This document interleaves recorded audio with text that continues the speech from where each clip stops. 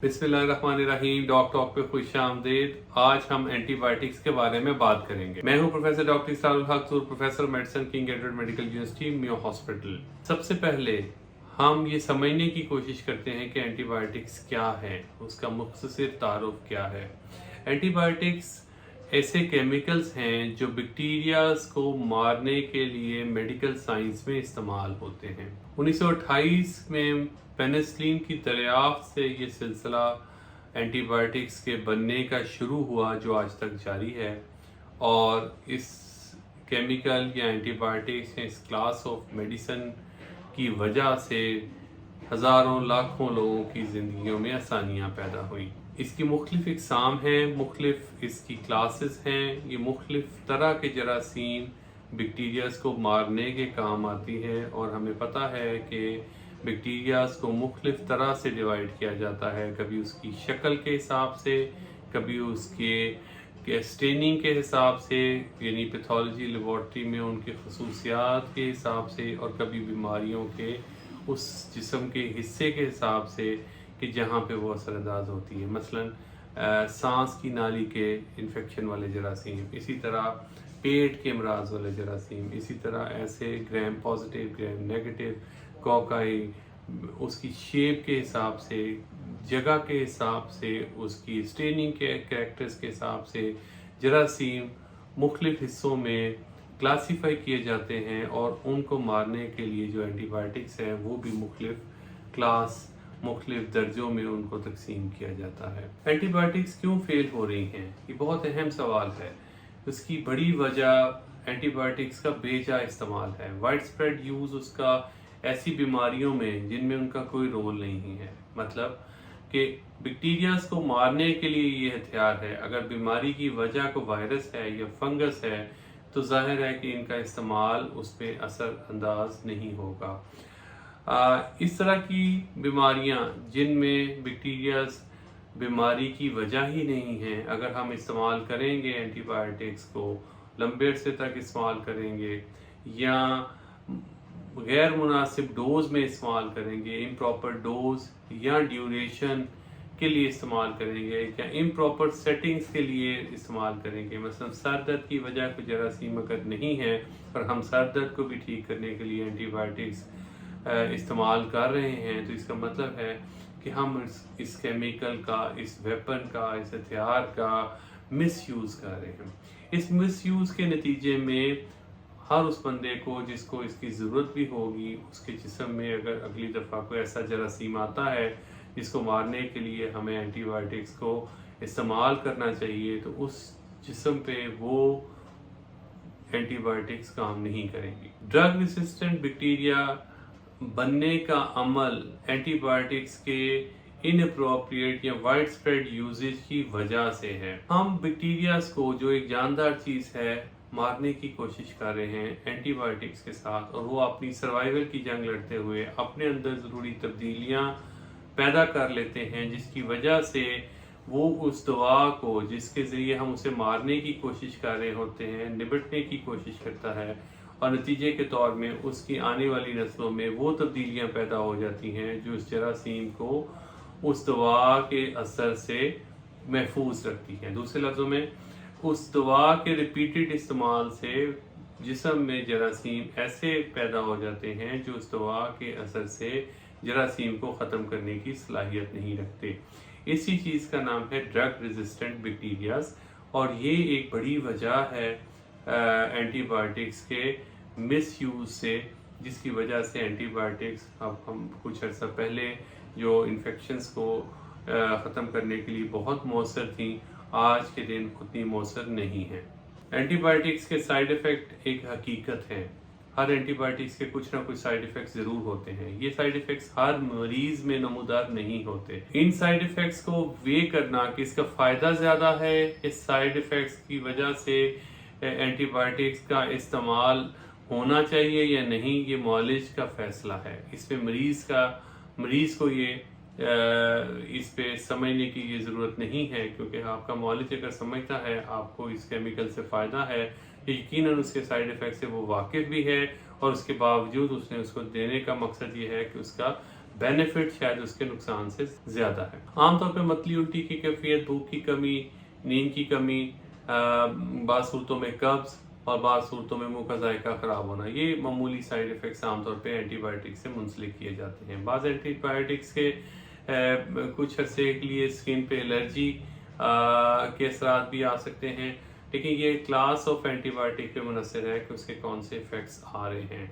बाज़ एंटीबायोटिक्स लंबे अरसे तक इस्तेमाल की जाए तो गुर्दों पे, जिगर पे असरात मुरतब करती है, लेकिन इस चीज़ का तयन आपका मॉलिज करेगा कि आपको इसकी ज़रूरत है और कितने अरसे के लिए इसकी ज़रूरत है। तो आपका मॉलिज बहरहाल बेहतर जज है इस चीज़ का फ़ैसला करने के लिए। ख़ास तौर पे हामला ख़वातीन को दवाइयों के इस्तेमाल के दौरान बाज़ दवाइयाँ मना होती हैं, एंटीबायोटिक्स मना होती हैं, तो उसका स्टेटस हमल का स्टेटस या प्रेगनेंसी के होने ना होने का अमल एक ज़रूरी फेल है जो एंटीबायोटिक्स को प्रिस्क्राइब करते हुए हमें देखना पड़ता है। दूसरा अहम चीज़ ये है कि ये बैक्टीरियाज को मारने के लिए केमिकल दिए जाते हैं। जब हम मार रहे होते हैं इन जरासीमों को, तो उसके दौरान बाज़ फ्रेंडली बैक्टीरिया जो जिस्म के लिए, हाजमे के लिए और बहुत सारे अवामिल के लिए ज़रूरी है, उन पे भी असरात आते हैं। यानी जिस्म के फ्रेंडली बैक्टीरियाज का जिस्म में होना सेहत की निशानी है, और उन फ्रेंडली बैक्टीरियाज को भी ये एंटीबायोटिक्स बाज़ सूरतों में मुतासिर करती हैं। तो नॉर्मल फ्लोरा का मुतासिर होना भी एंटीबायोटिक्स का एक साइड इफ़ेक्ट है। इन चीज़ों से कैसे निपटना है ये आपका मुआलिज से डिस्कस करें। ये आप एज ए पेशेंट ये आपका हक है कि आप एंटीबायोटिक्स, उसके साइड इफ़ेक्ट, उससे होने वाले पॉसिबल साइड इफ़ेक्ट्स की बात अपने मुआलिज से ज़रूर डिस्कस करें। एंटीबायोटिक्स के बारे में कुछ मिथ्स या कुछ गलत नज़रियात भी हैं, जिस तरह ये कि एंटीबायोटिक्स फंगस को भी ख़त्म करती है, एंटीबायोटिक्स वायरल इन्फेक्शन में भी यूज़फुल है।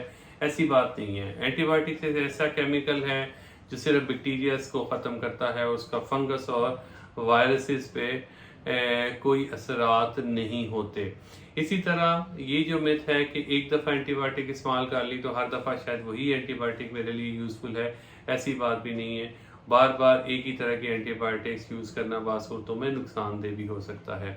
एक और अहम मिथ ये है कि बाज़ अजीज़ रिश्तेदारों में, दोस्तों में एंटीबायोटिक्स का यूज़ हुआ होता है और उसका फ़ायदा उसको पहुंचा होता है। तो ये ज़रूरी नहीं है कि जो एंटीबायोटिक आपके दोस्त के लिए, रिलेटिव के लिए, किसी और अजीज़ के लिए मुफीद है, वो आपको भी उतना ही फ़ायदा दे। तो इसलिए ये ज़रूरी नहीं है कि वो बीमारी भी उसी तरह की हो जो आपकी बीमारी है। तो इसके लिए इस चीज़ का तयन करना कि ये बीमारी क्या है और एंटीबायोटिक की कौन सी क्लास लेनी है, आपका मुआलिज बेहतर जज है। सेल्फ मेडिकेशन एंटीबायोटिक्स की करना इंतहाई गलत है, डेंजरस है, क्योंकि बाज़ डोजेस डिजीज़ स्पेसिफिक होती हैं कि ख़ास बीमारी में ख़ास डोज देना, ख़ास दौरानिए के लिए देना और ख़ास प्रिकॉशंस के साथ देना कि खाने से पहले, खाने के बाद उसके इस्तेमाल में बेहतरी लाते हैं। अगर इन चीज़ों का इल्म आपको नहीं है तो ये चीज़ें ऐसी हैं जिनके साथ अगर एंटीबायोटिक्स यूज़ करेंगे तो वो मुनासिब रिजल्ट्स नहीं देगी। तो इसलिए बहुत ज़रूरी है कि इन चीज़ों को डिस्कस करें ज़रूर, लेकिन अपने मुआलिज के साथ। खुद से इस चीज़ का फ़ैसला हरगिज़ ना करें। एक और नज़रिया जो हमारे अवाम में बहुत है कि साइड इफ़ेक्ट्स आ रहे हों तो डोज को हाफ करने से साइड इफ़ेक्ट कम हो जाएंगे, लेकिन उसकी साथ ये समझने की ज़रूरत है कि बाज़ औक़ात डोज को हाफ करते हुए यानी हम एक ऐसे वेपन को भी की स्ट्रेंथ को भी हाफ कर रहे होते हैं जिसमें बाज़ सूरतों में वो रिड्यूस डोज में बाज़ औक़ात अपने असल हदफ से हट जाता है, यानी उसको असल हदफ जो जरासीम को ख़त्म करना होता है वो इस काबिल ही नहीं रहता कि उस डोज में जरासीम को ख़त्म कर सके। तो ये एक ख़तरनाक ख्याल होता है कि हम डॉक्टर साहब ने रोज़ाना 2 गोलियाँ लिखी हैं तो मैं एक खा लूँगा तो उससे साइड इफ़ेक्ट्स भी कम होंगे और बीमारी भी कंट्रोल में आ जाएगी। ऐसा हरगिज़ नहीं है, क्योंकि बाज़ दौरानियाँ ख़ास बीमारी के हिसाब से होता है, बाज़ बीमारियों के हिसाब के अलावा बाज़ दवाइयों का ड्यूरेशन इस तरह से सेट किया जाता है कि उसका असर 24 घंटे रहे, तो उसके लिए उसकी 2 या 3 डोजेस लेनी ज़रूरी होती है, ना कि हम एक वक्त में डोज खाने के बाद समझें कि उसका असर 24 घंटे रहेगा। एंटीबायोटिक्स के बारे में جو چیزیں آج ہم نے ڈسکس کی ان کا ایک کوئک ریویو یا اعادہ کرتے ہیں. اس میں یہ ہے کہ اینٹی بایوٹکس ایک ایسے کیمیکل ہیں جو بیکٹیریاز کو مارنے کے لیے استعمال ہوتے ہیں. بہت یوزفل کیمیکل ہیں.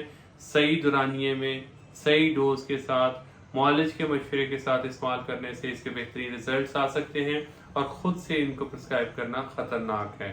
سائیڈ ایفیکٹس ہوتے ہیں لیکن سائیڈ ایفیکٹ کنٹرولبل ہوتے ہیں اور most of the time minor ہوتے ہیں. اس کے علاوہ اس سے منسلک جو خدشات یا پریشانی اگر کسی کو لاحق ہو تو اپنے معالج سے ضرور ڈسکس کریں. خود سے فیصلے اس کی ڈوز کے بارے میں، ڈیوریشن کے بارے میں، اس کی یوزیج کے بارے میں خود سے فیصلہ کرنا ڈینجرس ہے آپ کے لیے بھی، آنے والی نسلوں کے لیے بھی، کیونکہ اگر یہ افیکٹو ویپن اپنی افادیت کھو گئے اور ہمارے ان کے وائڈ اسپریڈ یوزیج کی وجہ سے ڈرگ ریزسٹنٹ بیکٹیریاز اس معاشرے میں بڑھ گئے تو سادہ انفیکشن سے بھی یاد رکھیں کہ جراثیم کو مارنے کے لیے کوئی ویپن نئے نہیں ہوں گے اور نتیجے کے طور پہ یہ جو اینٹی بایوٹکس ہیں ان افیکٹو ہو جائیں گی. اس دعا کے ساتھ کہ اللہ تعالیٰ ہم سب کو صحت تندرستی والی زندگی عطا کرے اور بیماریوں سے محفوظ رکھے.